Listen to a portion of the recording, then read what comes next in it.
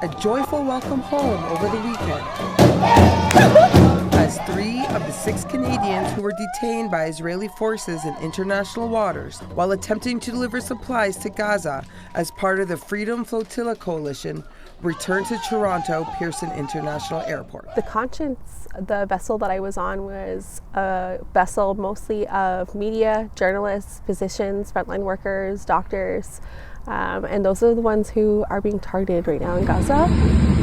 Earlier this month, the Freedom Flotilla Coalition traveled to Gaza, transporting trauma supplies and humanitarian aid.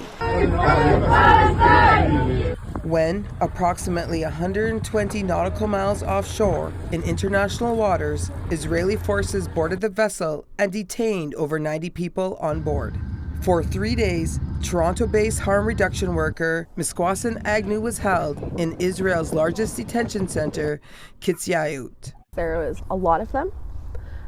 They propelled down from a helicopter and they completely took over our vessel. We were actually 15 hours away from our destination, and so we were under their control for about 15 hours. They had forced us all into an area onto the boat. The medical staff, frontline workers, and journalists aboard were unarmed. Agnew says once they got to land, their treatment turned aggressive and violent.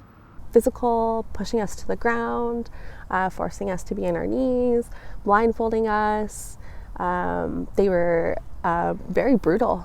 Some of the doctors beside me, they would, force them to be on our knees for so long, and they, put their hands on the ground out in front of them.